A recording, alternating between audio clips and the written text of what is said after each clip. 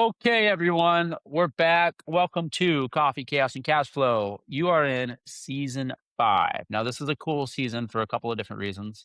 One, we are in the early part of the season going to be having some different guest hosts. So today we're joined for the first time by Ian Feeney.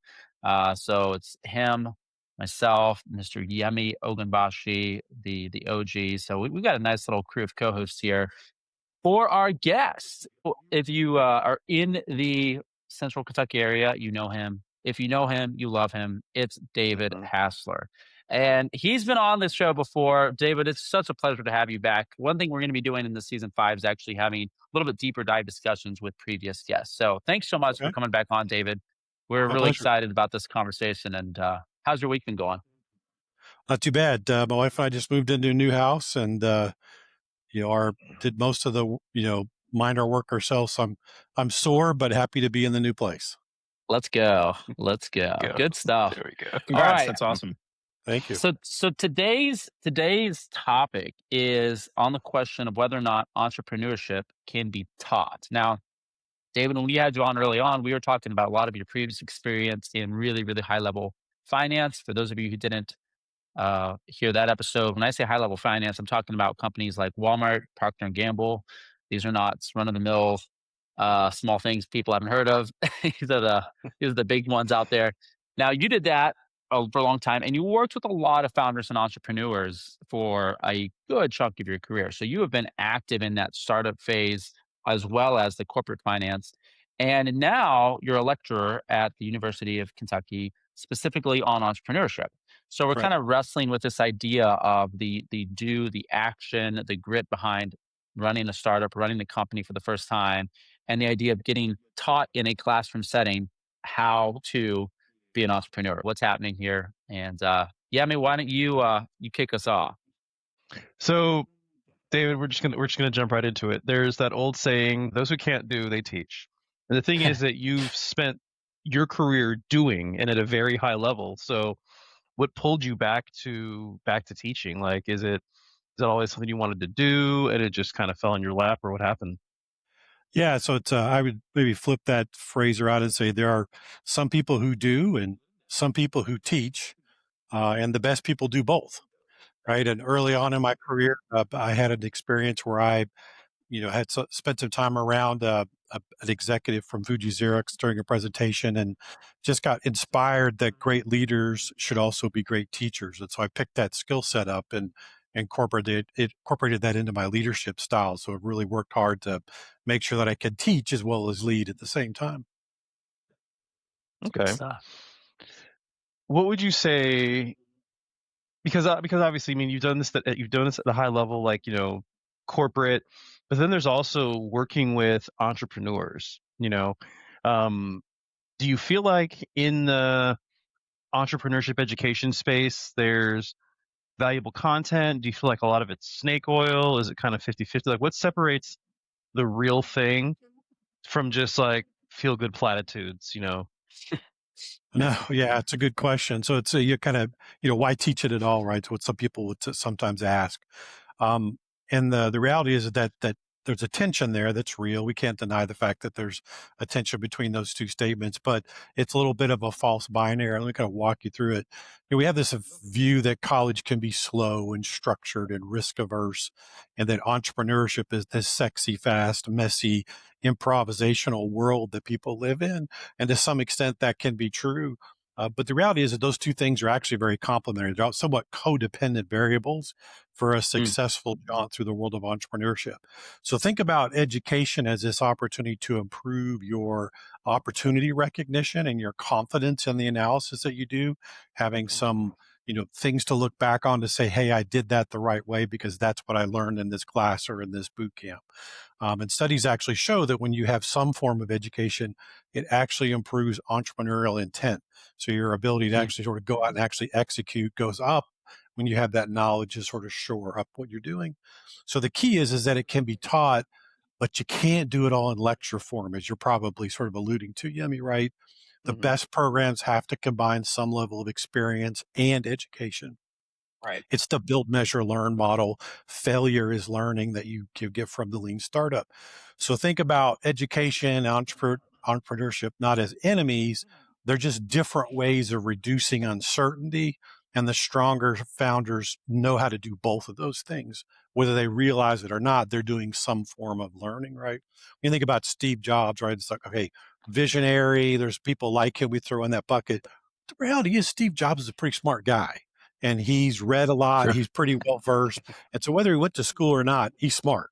So he's learned a lot of these things. And so he really does is an example of somebody who uses both of those things to reduce the uncertainty in the ventures that he does. It's good. We talk about these things like caricatures, right? You already mentioned like their attention. There's this camp. It's like it's always this or it's none of that. What are maybe some of the accurate caricatures, things that you had to learn when you went into the teaching side? So when you done all this stuff in finance, you were doing entrepreneurship, you're coaching entrepreneurs, and now you're teaching. Are there things that definitely are like, oh yeah, I have to think about this a little bit differently. I need to be speaking about this differently now in a as a lecturer in a classroom than maybe the early days of entrepreneurship coaching. Yeah, are there frameworks there that maybe were challenged a little bit in how you had to think about these things now being on both sides of that spectrum? Yeah, I think that there's several books that talk about various versions of this, like the E Myth and others, Hmm. but it's that visionary integrator model, right? Yep. That those two big roles that tend to pop up and being very deliberate about talking about those two roles and how both of them are valuable. If you think about like a university like the size of the University of Kentucky, um, most of the integrators are probably going to come out of the business school, right? Those are the people who know how to do the Sure. accounting, finance, whatever. And that we should help them understand that that's a valuable thing. That's not a second class role. It's the best models out there have both of those things. And I may have mentioned this in the last interview we did, so I apologize if I'm repeating myself. But No, I mean, you're the good. classic examples Henry Ford and James Hmm. Cousins, right? So James Cousins was Henry Ford's number two. We don't really talk about him, but if you ever look at anything that Henry Ford talked about, he said James Cousins was the most important thing in me getting to where I needed to get with Ford Motor Company. He describes him as knowing everything about the automobile industry except how to make a car. So he was that integrator who was doing Yeah. everything that Ford needed to be able to get things across the finish line. Yeah. That makes sense. It's kinda like it's understanding that it's the same with me, like, when I started the business, it was because of E-Myth, right? It was that you can't do everything and that you're better off finding people like, I didn't go to business school, so I wasn't gonna be doing any of the accounting, I was not gonna be filing any of the paperwork level stuff. That's what the bookkeepers do, that's what my CPA does. All the people that were trained to do that and stay up on that, year over year over year, they're operators in that sense in a way that I am not. And Mhm. that's actually where you can look at, okay, this is the idea of entrepreneurship education is valuable because now we're actually taking some work off of the entrepreneur who's doing the risk side of the equation and having the more tangible crunch the numbers side of things trusted with somebody that's what they do, that's what they know how to do, that's what they're up to date with, and just kind of separating those out, right, to some extent. Yeah, and I relate that to something I call finding your Jeff when I Mm, teach in my entrepreneurship class. And what that means is on one of the startups I work on, it's a medical device company. You've got a calibration device that we've developed. Been working with the founder. She pitched at Awesome Inc. at Five Across many years ago. Started counseling her after her first pitch competition. She got to a point where we needed to actually sort of move from making the duct tape popsicle stick version of what she created to an actual device that was produced in a way that you could repeat it with good manufacturing practices, meeting FDA criteria. I don't know how to do that. She didn't know how to do that. So we had to go find somebody who knew about that process and add them to our team. yeah. That gentleman's name was Jeff Gora. And so we brought Jeff in. That made a big difference in our team. So now this 3-person leadership team, we've got all the big buckets covered. So I talk about that in my class and say, listen, as a founder, you need to know enough about these topics to be able to find your Jeff.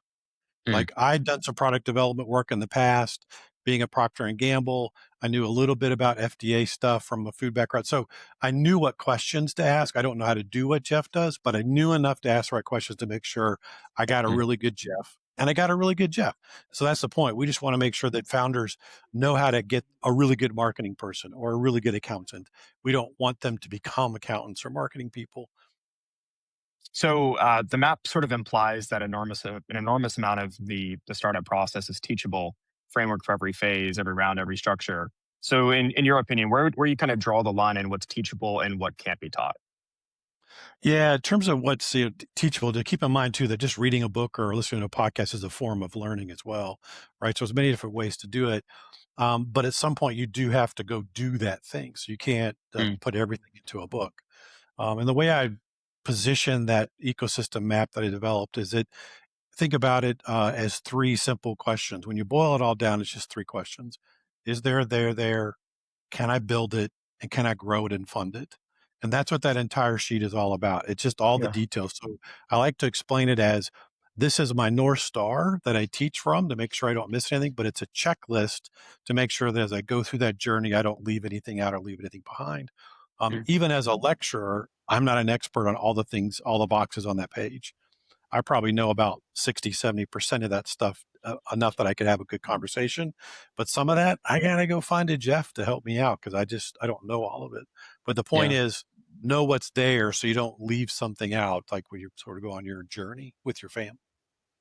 It Okay. it's it's yeah, that's interesting to me because like when I was looking over the roadmap, I'm thinking what I thought about is this is sort of what education has largely been about. It's not just to establish a baseline level of knowledge across a certain field.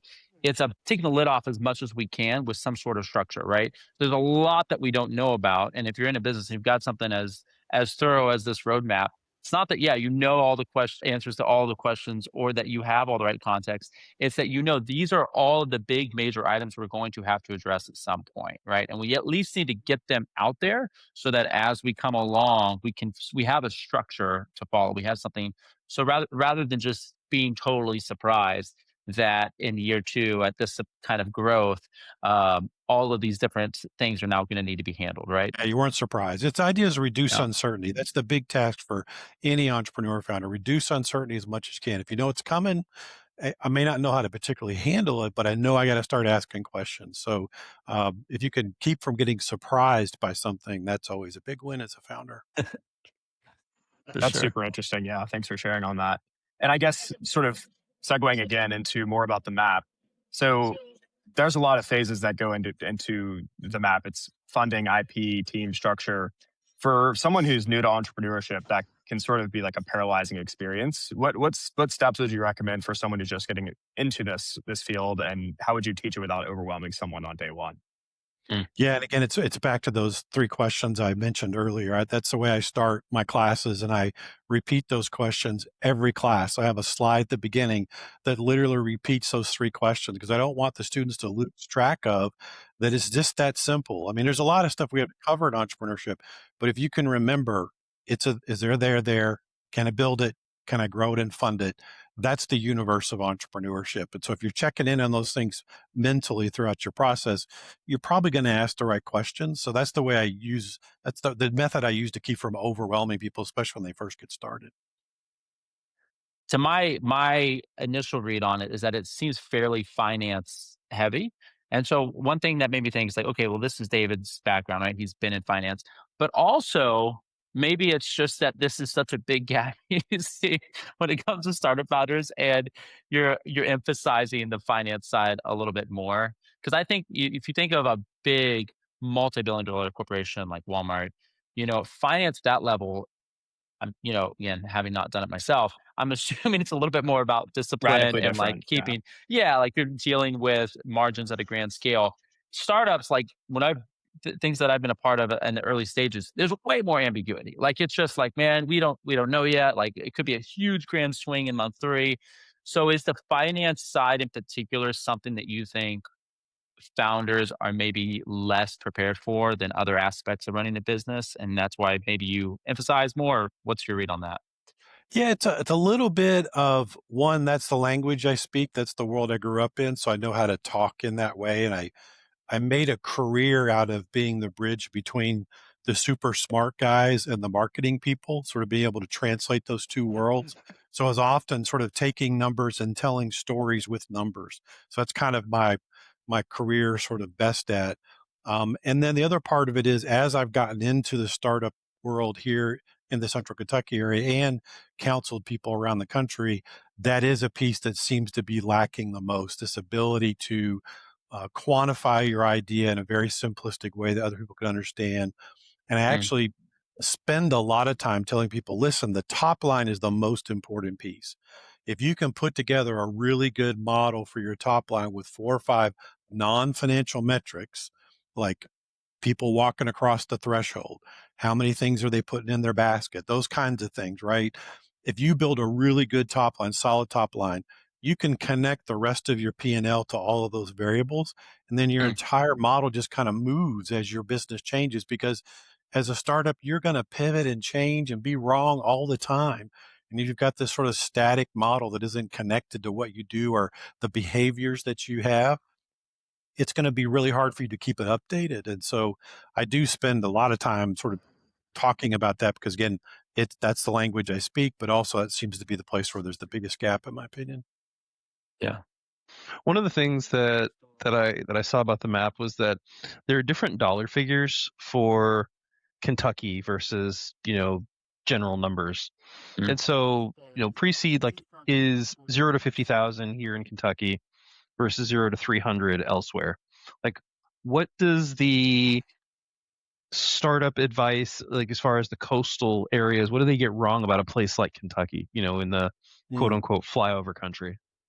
Yeah. So one of the things I did was follow my own advice as I was putting this map together. I did some customer discovery with people and made sure I got input from others around the community. So it wasn't just, my singular point of view.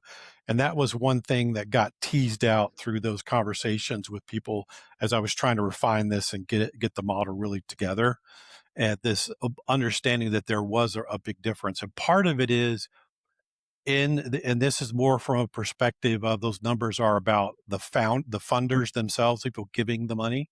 So it's more about their risk tolerance versus the risk tolerance on the coasts, and then Okay. Mm, combined with this idea of what failure really means. So on the coasts, it's almost a requirement to have failed once. Some people won't even talk to you unless you've had at least one failure.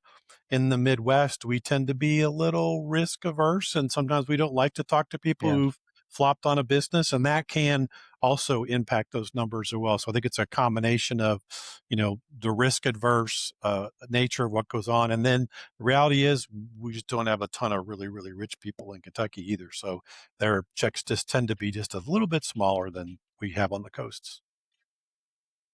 interesting. I this is kind of a high level question, I guess, too, that I was curious about. So if there's already a study or something published on this, let me know. But is entrepreneurship as like a classroom setting, as a course elective? Is this something that's grown a lot more recently? Because I feel like, at least when I was in the college years, I don't know that that was, like, even talked about. Like, I didn't know anybody that was studying it at a collegiate level, at all. So, is it a little bit more of a growing thing recently? Has it just been around and just, maybe not as well marketed? What exactly is going on in the scene now from that undergrad standpoint? Yeah, it's definitely been gaining momentum in the last 10 or 15 years as people have set up these innovation centers. They've found that universities are great things to partner with those sorts of groups, right? Where Mm, you don't have a sort of a set timeline for how, the quarterly results or things go. Schools are great at giving people time and space to try and learn things and do it on the timeline they need to do it. So I think that's one part of it. But yes, it's a lot different than when we were younger.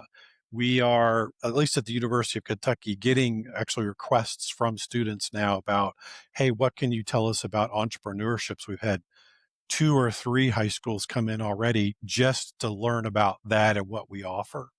And I think that plays out at other universities as well. There's actually some interesting stuff that I just sort of stumbled across in the country of Denmark, where they've actually gotten all of their universities together into a single program to really focus on entrepreneurship and have a great balance between this educational component we talked about, but also this experiential thing. And it's a really, I'm trying to learn more about it, but it's a super fascinating model that I think I almost was trying to replicate in my map in some way. So Hmm. as I learn more about it, but they're finding that that's actually helping quite a bit. So they're learning how to, you know, deal with visionaries within their college system. That was something that if you think about Danes being a lot like Germans in that they're very right angle, kind of Yeah. structured thinkers. They built this square Legos, and thou should always have a square Lego. Um, really sort of learning how to incorporate that sort of little more experiential, fail fast kind of thing. And it seems to be working. So I'm trying to reach out to them to learn more about it. But definitely, there's been a lot of momentum in the last 10 or 15 years to talk more about this. And then also, within the Gatton School, we've been actually working with other colleges at UK to try to understand, what can we do to help them make sure there's a pathway of entrepreneurship for the other degree programs. And Mm. in the College of Agriculture, one of the things we heard from them is that their students that want to come there saying, hey, I want to come here, but I don't want to run the farm the way my dad ran it. Hmm. I want to do something different. I want to Interesting. do something innovative. And so they're pivoting to try to bring into people who talk about and teach about entrepreneurship. So we're partnering with them a little bit to say, hey, this is great. I'm glad you're standing up. What can we do to support you? How can we partner with that person? How can we create boot camps just for ag students? So it's gaining some momentum. So I think that observation or that feeling you have is real. Hmm. Yeah, I would love to Interesting. chime in more about the Danish model. I did a couple case studies for I'm still in my MBA program, but for my MBA on Norwegian economics and the marketing landscape in Norway. And they are a more collectivist society in many ways. Would you recommend implementing something like that in the States, or do you think that would sort of take away from like the quirk and charm of our current model? I don't Hmm. know. I have to learn more about the Danish model. I actually used to live in Denmark back when it was much more socialist, right? And they've become much more capitalist since I've been there. So I need to learn more about it. That is one thing that's always interesting in these cross country conversations is we simplistically want to think about, well, can I pick something up like a Lego and put it on my toy set over Yeah. here in this country? And healthcare is the one that probably makes my head explode the most. I mean, you just can't pick up a system like that and go stick it in a different economy and make it work. And it Sure. could be something about, what they're doing. It may be unique to their particular economy and culture. So I just need to learn more about it.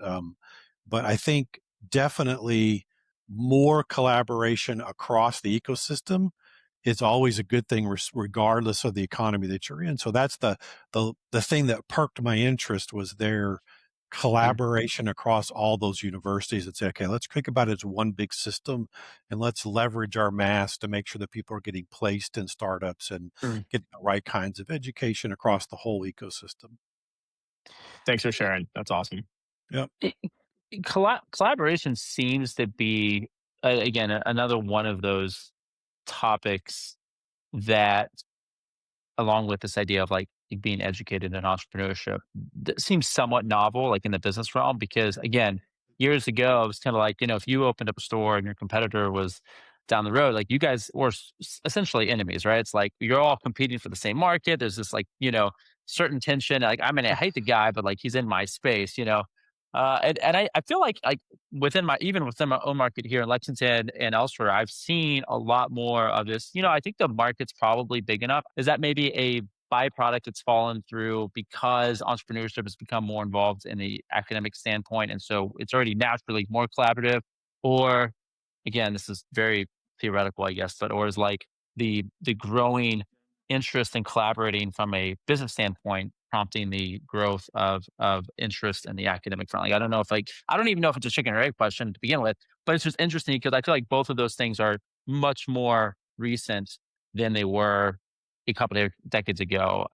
That's what's interesting, that we often think about the US as the Lone Ranger story, Mm. right? That's what pops up in your head when you think about the US. And the reality is that's not how we got to where we are. The reality is that we were a circle the wagons country. So Mm. you went out west and you were sort of in a wagon train. You needed to protect yourself against danger. You circled the wagons, right? We've been doing that since the beginning, and so I think this is an outgrowth of that sort of mentality of, hey, we've learned over time that it's much better we kind of work together as a community.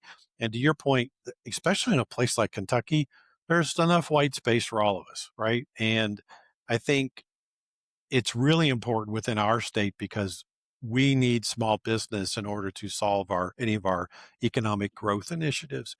We cannot build enough aluminum plants to solve the Mm, problems we want to solve in Kentucky. It's got to come through small businesses. And so, mm. and if we don't collaborate, work together and share resources and share learnings, we won't solve that as a state. And so I think that working together is imperative within our particular economy. That's interesting. Hmm. We're into economics now. Yeah. Yeah. Fun little transition. So, David, you're a two-time award winner. Startup Coach of the Year, Mentor of the Year. What did mentoring real founders teach you that the corporate world and even the textbook environment just didn't? Yeah. That's an interesting one. So I've thought a little bit that over the time, and it comes back to this idea of like what's a good coach? What do good coaches do? And I've learned within the startup community that you really have to think about the feedback and the help that you give people as this sort of a scale. And on one side of the scale, you've got knowledge and accountability. And most coaches, 90% of the coaches, focus on knowledge and accountability. How do I impart knowledge on the founder? How do I hold them accountable for hitting Mm. tasks? But on the other side of that scale is this concept of permission and cheerleading. And the best coaches learn how to balance both parts of that scale. And if you aren't good at coaching and cheerleading, it really is a disservice those folks who are trying to get off the ground. And so I try to think about that when I'm helping folks and figure out, well, is the scale unbalanced as I start these conversations? What do I need to do to get it back in balance? Is it more knowledge or is it more coaching and permission? And I'll give you an example. I'm also a SCORE mentor. If you're familiar with SCORE, it's part of the Small Business Administration. Retired executives like me who like to tell stories, volunteer to help, businesses get off the ground. And so I get assigned people to work through and I coach them. And one young lady I had a conversation with, she had gone through and done everything right. I mean, I literally couldn't think of anything that she needed to do that I knew how to do. She'd really just done everything. But what she hadn't done was execute. Hadn't even started, filed the paperwork for her LLC or anything. Oh, wow. What she wanted was permission, right? Hmm. And part of the reason that she didn't sort of self-execute was that she had not gone through any formal training of any kind. So linking this back to the education conversation we had at the beginning, one of the things that a good education can do, whether it's in a college format or in a boot camp or whatever it might be, is it helps give you permission. Say, hey, I studied that. I know that's how that works. I'm going to go do. And if you don't have that, sometimes that can really sort of make you gun shy and not want to actually execute. So the idea was, hey, listen, let me just tell you, you've learned everything you need to learn. You need to go do. This is like due time. You've checked all the boxes. I'm coach you. I'm going to cheerlead you through that. And she's off and running. But just Hmm. sometimes it's the right side of the scale. And sometimes it's the left side of the scale. Interesting. Going back to this like idea of the American dream and what's achievable. Do you think you can build entrepreneurships just about anywhere here, or are they somewhat capped? Is there a bit of a ceiling depending on like their local ecosystem? Um, like 'cause you think of like the model where it's like people, all the software founders, they move out to the West Coast, right? Because like now again, I understand that there's better odds out there of running into good VC funding and whatnot. I'm just curious, like, is there a need to do entrepreneurship somewhere other than your local ecosystem? Because not just because it's like it might be better off somewhere else, but like it's almost impossible. Have you ever seen that or witnessed some version of that? Maybe. Yeah, no, it's actually a great topic. And there's two things that come to mind. One is sort of back to this ecosystem map. One of the things I was worried about was that as I coached and helped startups in the community, one of my pet peeves is that we create economic refugees out of startups because we don't walk them Hmm. through this map. We don't have a handoff process. We don't all see this same picture. So I've been trying to go out into the community and working with people and say, hey, listen, this is what a healthy ecosystem looks like. Let's make sure either virtual or in reality, we've got a way to hand people off. We cannot have people falling through the cracks. That being said, as we've studied entrepreneurship programs in other places like Nashville or wherever it may be, they tend to lean into particular industries. So the folks that are ahead of us have kind of figured out that it's a little bit easier if I kind of leverage those things that I'm good at or have a already built ecosystem around. So Nashville, it's fintech and healthcare, right? So they've got Mm. a lot of that there. So it enables them to have people who have a ready understanding of that industry. We'll probably need to do something like that in Kentucky. I don't know that we know what those industries are, but that does help. So I could see a need for someone to go to a different market because there is like the software example, a propensity to find people who can help you and coach you through that process. So some of it's Mm. that. And then again, some of it is we create economic refugees out of startups and don't make sure that we have the handoffs there to keep them here in Kentucky. One of the things we talked about in the past a little bit was about sort of ethics and culture, right? And I had some interesting thoughts I'd mentioned we Yeah. could probably come up with. So again, back to this teaching of entrepreneurship. One of the big things you try to do is make sure either formally or informally that people are prepared to put a good organization together. It's this three-legged stool of people, process, and culture. Most of the learning I've found is the textbooks I reviewed and the books I've looked at. I got a stack of reading things back here still for this summer, but a lot of it focuses on the people and the process, and not enough emphasis is on the culture. And Mm. the and so I do talk a lot about that in my class. I try to really lean into that a little bit. And the reality is, when you think about culture, it's this one gift that you're given as a founder. When you create a business, a culture is going to develop whether you want it to or not. So Mm. the point is, be intentional. Create the one that you want. Make sure that you've got things that are in place that are informed by your vision and your values, and that you're creating the culture that works for you. Don't give that gift away. Don't let that develop for you. So think about those things that you want to see in your business. Be purposeful about them. Be blatant about it. Hire and talk about those things. Don't let it sneak up on you. So a big part about being a good, I think, successful founder that can scale a business is starting early with that culture. Mm. Don't wait until you got your sales traction. Don't wait until you've got a board to think about those things. Do it from Yeah. your first couple of employees and think about what is the culture I want so that you're ready to go when you scale. That's super That's interesting. yeah. I think again that would probably be like another topic that if you'd asked me years ago, it's like, how do you teach? How do you make an academic outline on the culture? It's like, well, it sounds almost oxymoronic on one hand, but no, it's like we already have case studies of good cultures and bad cultures in a lot of business examples behind us. You've got the Jim Collinses, who've already published, what made sense and what didn't. What can I learn? What can I unlearn? Right? How can I set this up out of the gate? So yeah, that makes a lot of sense. Like it's okay to be forward thinking rather than reactive when it comes to culture for sure.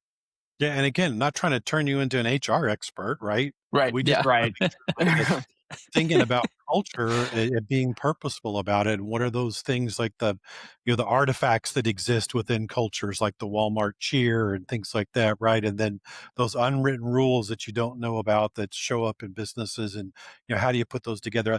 And it can be very simple. It doesn't always cost money. I'll give you an example. When I was running the finance organization for Walmart's health and wellness division, we had an ownership stake in 1-800 Contacts. It was one of the businesses that we owned.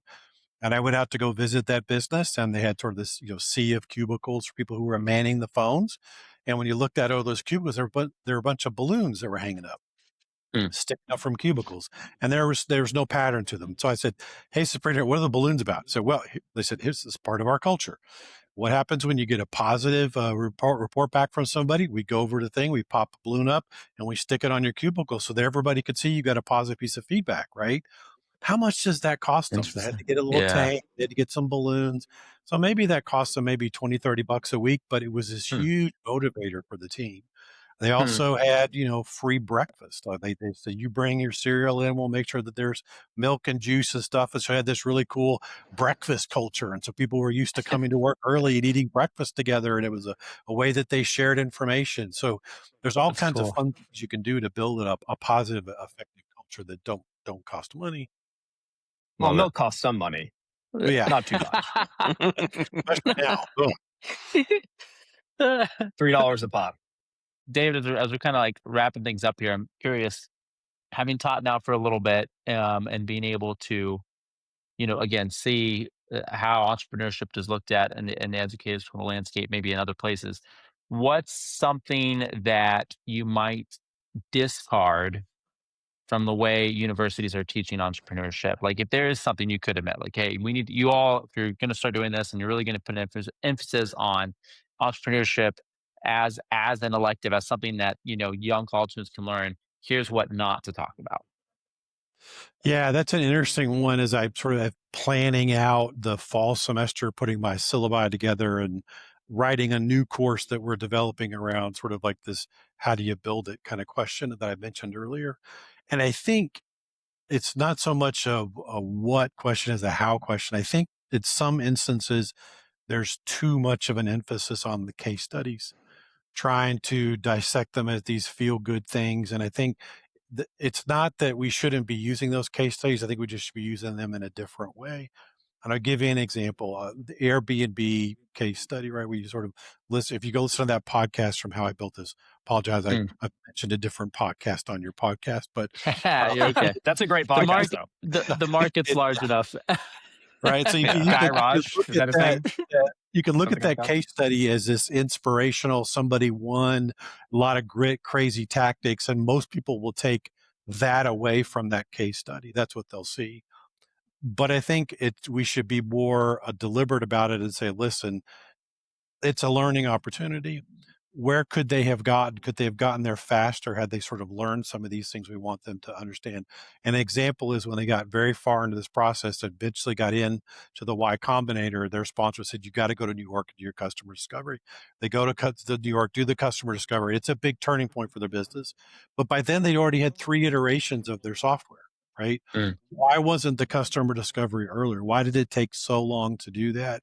And so perhaps if someone had said, hey, go read the mom test, Mm. you Yep. know, they Yep. might have gotten to some of those places sooner.